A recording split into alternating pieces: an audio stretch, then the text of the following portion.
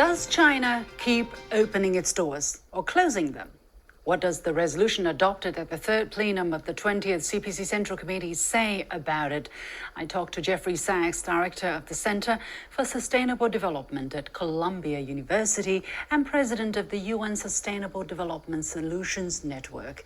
And a US business delegation visited China right after the same meeting. I had an opportunity to sit down with Roberta Lipson, founder and vice chair of United Family Healthcare, a member of that delegation. Welcome to The Point, an opinion show coming to you from Beijing. I'm Liu Xin.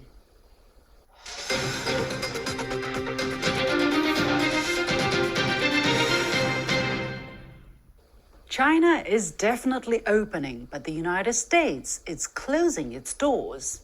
World-renowned scholar Jeffrey Sachs told me recently.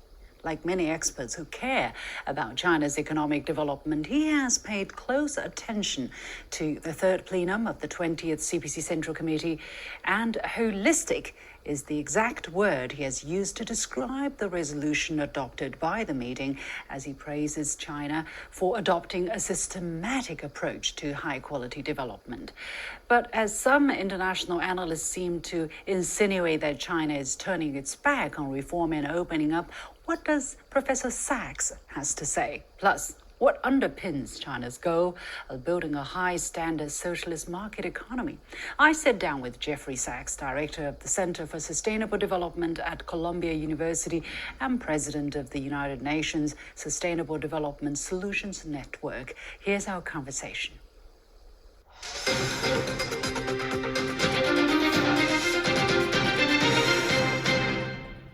Professor Sachs, welcome to The Point. So the third plenum, on the lips of everybody, the third plenum of the 20th CPC Central Committee has just concluded with the adoption of a resolution on further deepening reform comprehensively to advance Chinese modernization, and it's a very lengthy document. I trust you have read it. What impressed you most about the resolution? I think this is a very realistic approach and a very holistic approach. It's realistic in that it faces the real challenges that China and all the world now confront. The ecological crisis, the rapid technological change, the global environment, which is extremely complicated geopolitically and economically. It's holistic in the sense that there is the focus not only on the economy, but on social inclusion, on the environmental aspects, on governance aspects, on geopolitical aspects. So I very much applaud this systematic approach and this comprehensive, holistic approach. The resolution says about reform and opening up that opening up is a defining feature of Chinese modernization, and we must remain committed to the basic state policy of opening up to the outside world and continue to promote reform through opening up. But some international media outlets have cast doubts on whether China is opening up further or closing its doors. What's your take? Well, China's definitely opening, but the United States is closing its doors. The U.S. has put on tariffs and quotas and regulatory and tax disincentives to engagement with China. And we see the essential flattening, even decline of China's exports to the U.S. market. In short, the U.S. has turned protectionist. The U.S. is encouraging Europe to turn protectionist as well. This is sad, and I hope Europe doesn't follow suit. But what this does mean is that China's opening to the world, which was based to a significant extent on a rising trend of exports to the United States, needs to find other ways of engagement in the world other than the U.S. market, because with the U.S. more protectionist, with growth through exports to the U.S. essentially foreclosed, China needs to engage much more with the rest of the world, essentially the developing economies.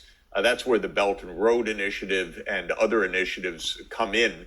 I'm quite confident that China will do this. So I don't know if any international commentators are saying China's closing. It's certainly not true. But what is true is that the older Western countries are becoming more protectionist.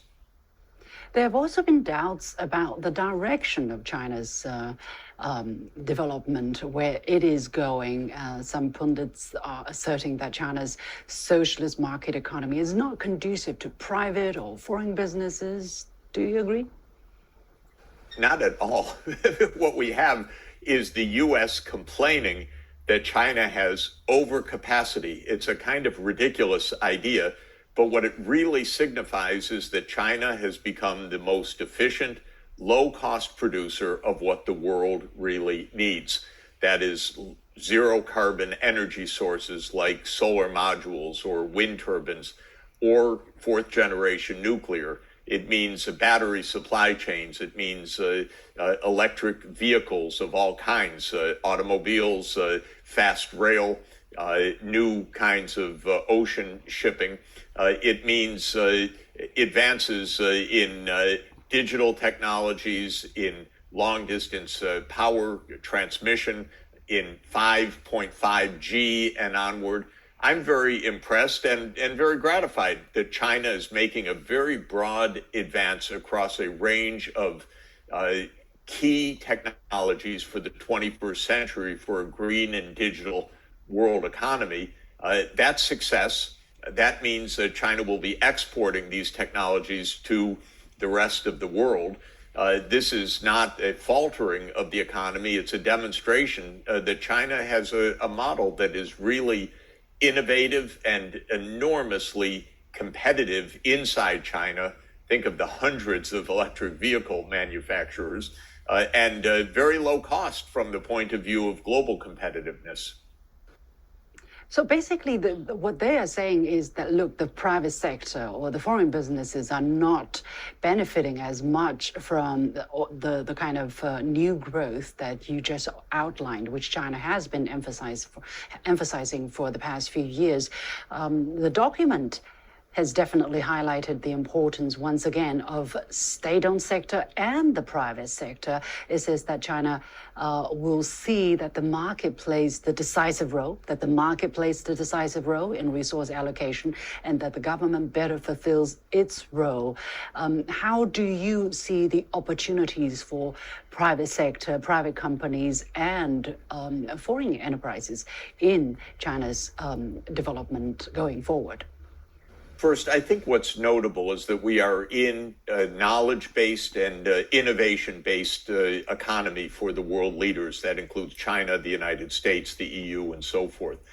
What the third plenum said very clearly is that science, technology, and education are absolutely fundamental, and this is true. China is turning out hundreds of thousands of scientists and technologists, engineers, and so forth for this new innovation-based economy. Second, an innovation-based economy is a mix inherently of government stimulus for science and funding of science, together with the private sector saying, okay, we're going to make money out of these new technologies, such as the highly competitive electric vehicle market in China. So it's a mix of public and private, state enterprise and private enterprise, market finance and public finance. This is a good model because we're dealing with a complex public-private kind of transformation in all of our economies right now. And I think China has a very good mix of that. Now, what it means for foreign companies is that China is a highly competitive domestic market. These are not the old days where the Western companies were bringing the technology and China is catching up. The Chinese companies are very dynamic, thank you. They're very much on the cutting edge. So to be competitive in the China market, the foreign companies need to bring a lot. They need to work very hard. They need to run very fast. There aren't easy pickings for them. But this doesn't mean that the market's closed. It just means that it's highly competitive. When China talks about a high standard socialist market economy, how do you understand it? Is it that the government is going to play a more important role, or that the market is going to play a decisive role, but the government has to do a better job regulating it, making sure that the wealth gap, for instance, is not growing too big, that the market is not bringing the kind of negative consequences that a pure capitalist economy experiences regularly? The idea that an economy could run just on markets is an idea from 18th century Britain. It was tried in the 19th century of Britain, and it has fans in the United States until today who are called libertarians. But it's a very naive idea. If you try to run a society only on the basis of markets, you get huge inequalities, you get environmental destruction, you get social exclusion, you get instability, and you don't get the kind of innovative society that comes from the combination of state participation and leadership in basic science and in promoting new technologies combined with the competitive private economy. So sophisticated economists around the world have known for a long time that the 18th century market-only approach is extremely naive. Maybe it's taught the first day of an economics class in the US, but it should never be taught past the first day. The second day should be you need a mix of institutions, public and private, civil society and others that come together and create this kind of knowledge-based, innovation-based, fair, inclusive society. I think this is what China is aiming for, because this is what's meant by a high-quality economy. If you look up the background to that, it says that it's an economy that pays attention not only to the GDP, but to the social inclusion, to the environmental sustainability, to the quality of education and innovation. And this is the tribute of a holistic approach, which is what we need for the 21st century. I sometimes give this the title of sustainable development, because that's a concept widely used at the United Nations that says focus not just on the economy, but on economy, on society, on environment, on peaceful cooperation. The resolution actually says, prints very clearly, that China will ensure that economic entities under all forms of ownership have equal access to factors of production in accordance with the law, compete in the market on an equal footing, and are protected by the law as equals, thus enabling them to complement each other and develop side by side. For the critics who are saying China is pedaling backwards in terms of letting the market play a decisive role, do you think they even read the resolution? Well, you're putting your finger on an important point, which is that there's a lot of deliberate propaganda and bad-mouthing of China right now.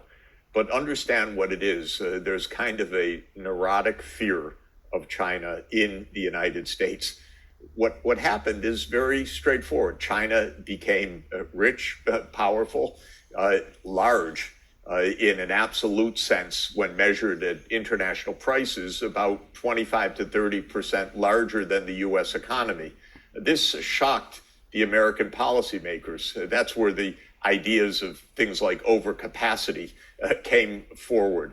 But the main point is that it leads to a lot of superficial analysis. There's a hope in the West, actually, among some of these people, that China will have a crisis, that the debt crisis, the banking crisis, the local government crisis will stop China, or that something else will go wrong. I find all of that a terrible approach.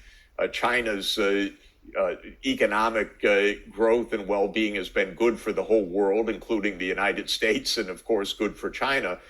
Economics is not a zero-sum game where China's gain is America's loss. It's a positive sum or win-win proposition. And if there were better understanding of that basic fact, we would have less rhetoric and less propaganda in the Western media. Well, others would say, these are big announcements, commitments, but they are just empty promises if they're not translated into actual policies and implemented effectively. Your take? This is true, and nothing about this agenda of an innovation economy or about decarbonizing China's vast economy by 2060, I hope it's actually by 2050, by the way, that this is easy, or that it's easy for China in the face of U.S. protectionism to build export markets in the emerging and developing countries. This is not simple. And the United States policy is not goodwill to China, and it's not likely to be even whatever the outcome in the U.S. November elections, because the anti-China sentiment is real. It's very unfortunate. It's very much misguided, but it's not about to go away quickly. So China needs to devise strategies on, for example, one of my favorite programs is the Belt and Road Initiative, because that engages Chinese technology in building and modernizing the rest of the world. And I think that's truly a win-win proposition. But it requires a big design, careful design of financing and strategies, cooperation with neighboring countries. The energy transformation, which is now underway in China, requires major investments in the years ahead, and not only within China's energy system, but interconnecting China with the ASEAN countries, with Mongolia, with the rest of Northeast Asia. That's a lot of diplomacy as well as a lot of investment. So this is not a simple time. I think the document says that many times, by the way, that these are challenging times. But I find China's approach more systematic and thoughtful than just about any other place in the world. In the U.S., we don't have this kind of comprehensive idea or holistic approach right now. It's very scattershot, very much, of course, arguments across political parties, but not very strategic. So I think what China is trying to do is strategic in the right kind of way, but it's not simple.